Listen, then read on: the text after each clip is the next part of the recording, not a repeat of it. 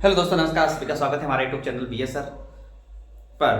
और आज अपन पढ़ने वाले हैं पहले, क्योंकि अपने जो पहला टॉपिक था अल्फ़ाबेट का वो पूरा हो चुका था। और आज अपन पढ़ने वाले हैं सांकेतिक भाषा, जिसको कहते हैं अपन कोडिंग डिकोडिंग। तो आज का अपना जो टॉपिक है वह है सांकेतिक भाषा, या ये कह सकते हैं कोडिंग डिकोडिंग।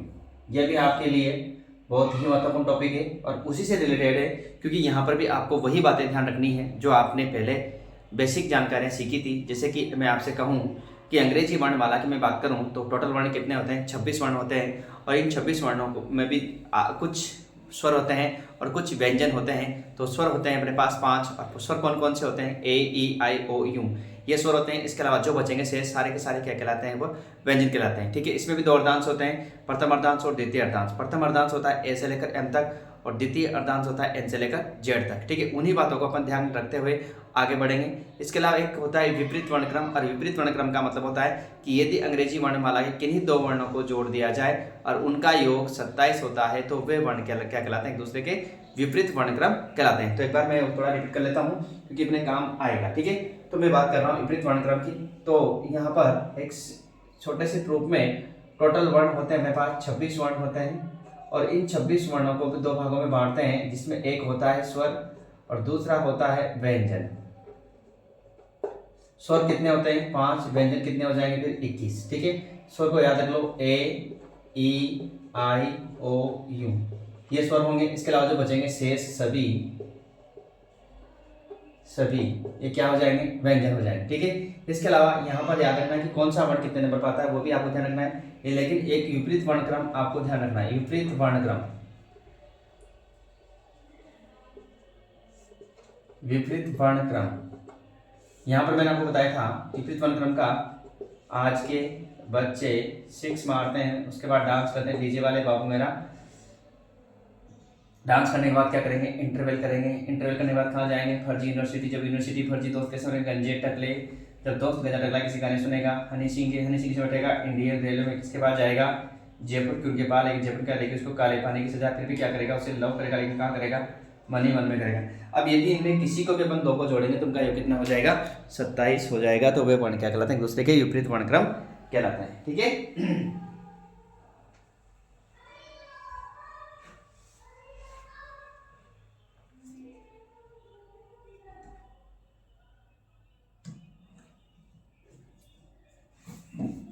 तो चलते हैं आज की क्वेश्चनों की ओर। और यहाँ से मैं डायरेक्ट क्वेश्चन ले रहा हूँ आपके लिए।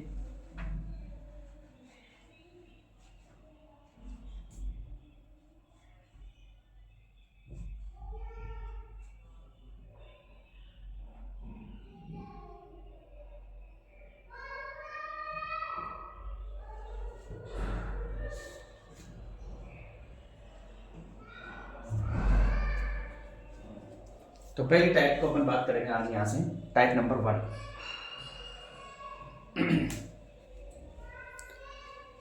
तो देखो, टाइप नंबर 1 कोडिंग डिकोडिंग में अपन पढ़ने वाले हैं। और मैं हर टाइप के दो दो तीन तीन क्वेश्चन यहाँ पर आपको ले रहा हूँ और उन सभी को आपको और क्वेश्चनों में ट्राई करना है। तो शब्द प्रतिस्थापन कोडिंग, टाइप नंबर 1,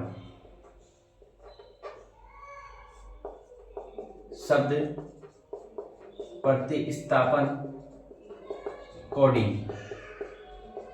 ये मैंने पहले बोला, इसका नाम कोडिंग डिकोडिंग भी होता है। ठीक है, पहला क्वेश्चन मैं आपको यहाँ पर लिख रहा हूँ, उसके बाद क्वेश्चन थोड़ा शॉर्ट लिखूंगा ताकि आपको दिक्कत ना रहे। ठीक है, यदि किसी कूट भाषा में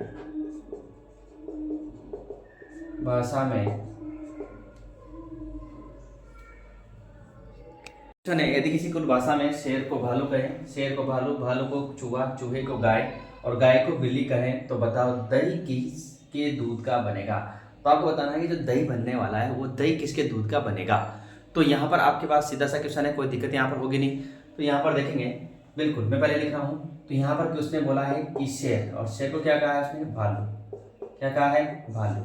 और भालू को चूहा कहा है और चूहे को गाय कहा है और गाय को बिल्ली कहा है।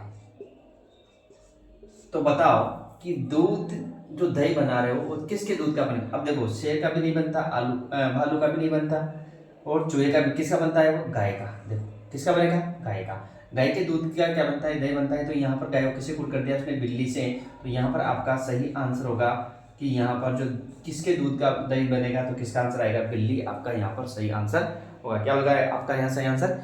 बिल्ली होगा। ठीक है, चलते हैं अगले क्वेश्चन की ओर। और अगला क्वेश्चन आपके सामने फिर यहाँ पर आता है, क्वेश्चन नंबर 2। इसके 2 क्वेश्चन और ले लेते हैं क्योंकि सिंपल सी टाइप है और इसके क्वेश्चन हर एग्जाम में आपको देखने को मिल जाते हैं, तो याद रखना इन क्वेश्चनों को अच्छे से। एक क्वेश्चन यहाँ से मिल जाता है आपको।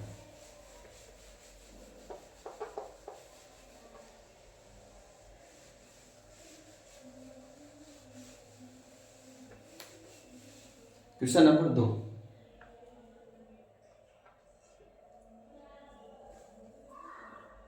तो अगले 2 क्वेश्चन आपके सामने हैं। किसी सांकेतिक भाषा में हाथी को गीदड़, गीदड़ को बंदर, बंदर को कुत्ता और कुत्ते को शेर कहा और शेर को बकरी, बकरी को चूहा कहा जाए, तो बताओ जंगल का राजा कौन होगा? अब आप बताइए जंगल का राजा कौन होता है? हम जानते हैं जंगल का राजा शेर होता है। कौन होता है? शेर होता है। लेकिन शेर को इसने किससे कूट कर दिया? बकरी से। तो यहाँ पर जो जंगल का राजा होगा वो कौन होगी? बकरी। तो आपका यहाँ पर सही आंसर क्या हो जाएगा? बकरी होगा, क्योंकि यहाँ पर जो शेर है वो किसका राजा होता है? जंगल का। और जंगल को यहाँ पर जो शेर है उसको किससे कूट कर दिया? बकरी से। तो इसका सही आंसर क्या होगा आपके पास? बकरी होगा।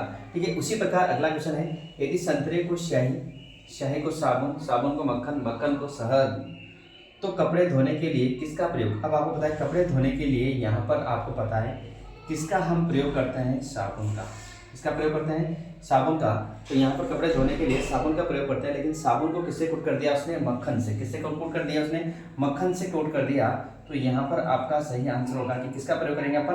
मक्खन का प्रयोग करेंगे। तो आपका सही आंसर होगा मक्खन। ठीक है, तो इस प्रकार के क्वेश्चन यदि आपके पास आते हैं तो आप आराम से नॉर्मली सोल्व कर सकते हैं, कोई समस्या यहाँ पर आपको नहीं आती। चलते हैं पर नेक्स्ट टाइप की ओर, और सेकंड टाइप आपके सामने आती है।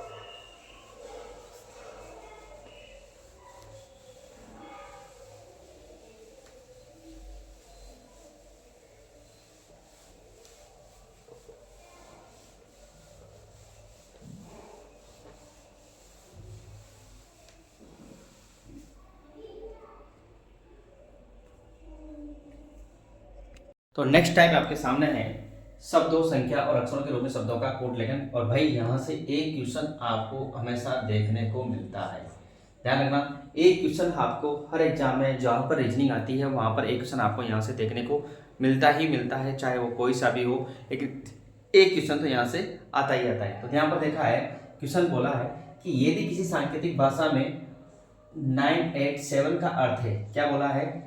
987 का अर्थ उसने दिया है कि लव इज लाइफ। क्या दिया है? कि लव इज लाइफ।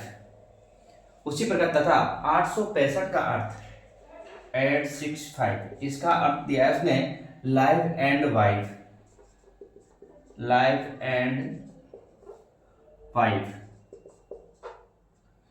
और 694 का अर्थ दिया है wife is best, wife is best. तो यहां बताना है, तो बताओ कि एंड के लिए कौन सी संख्या प्रयुक्त हुई है। तो इनमें से आपको चूज करना है कि एंड के लिए कौन सी संख्या प्रयुक्त हुई है।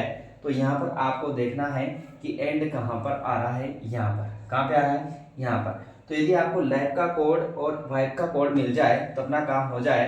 तो यहाँ पर आप देखेंगे ये लाइफ है, सॉरी लाइफ नहीं है, लाइफ। तो देखो लाइफ यहाँ भी आ रहा है और लाइफ यहाँ भी आ रहा है। तो इन दोनों में कोई संख्या होगी जो कॉमन है, तो कौन सी है? 8। तो आप कह सकते हैं कि जो यहाँ पर लाइफ है इसके लिए कौन सी संख्या प्रयुक्त होगी? 8 हो जाएगी। फिर यहाँ देखो वाइफ, इधर भी वाइफ और इधर भी वाइफ। अब इन दोनों में कोई ना कोई संख्या कॉमन आ रही, कौन आ रही है? 6। तो आप बोलेंगे कि यहाँ पर वाइफ के लिए जो संख्या प्रयुक्त हुई है कौन सी हुई है? 6। अब यहाँ 5 बचा और इधर क्या बचा? एंड। तो आप बोलेंगे कि जो एंड है उसके लिए कौन सी संख्या प्रयुक्त होगी, तो आप बोलेंगे 5। तो आपका सही आंसर हो जाएगा 5। बिल्कुल सही आंसर कितना हो जाएगा आपका 5। तो ध्यान रखना है कि यदि आपको पास जो शब्द आपको पूछा गया है उसको आप टारगेट करें, और उसको टारगेट करने के बाद में यदि वो शब्द आपको कहीं मिल रहा है तो आपका आंसर डायरेक्ट आ जाएगा। यदि वो नहीं मिल रहा है तो फिर आप उसके जो अड़ोसी पड़ोसी है, जो पड़ोसी है उनको आप ढूंढेंगे। तो अपन ने देखा कि यहाँ भी लाइफ और यहाँ भी लाइफ, तो इन दोनों में जब ये दोनों चीजें समान आ रही है तो इन दोनों में कोई ना कोई एक अंक क्या आएगा, कॉमन आएगा। उसी प्रकार यहाँ वाई और यहाँ, तब जब इन दोनों में समझ आए तो इन दोनों में भी कोई ना कोई अंक क्या आएगा, कॉमन आएगा। तो फिर यहाँ 5 बचा और यहाँ क्या बचा, एंड। तो एंड का जो संख्या होगी एंड के लिए कौन सी होगी, 5 आपका यहाँ पर सही आंसर हो जाएगा। ठीक है, चलते हैं नेक्स्ट क्वेश्चन की ओर, आगे बढ़ते हैं अगले क्वेश्चन पर।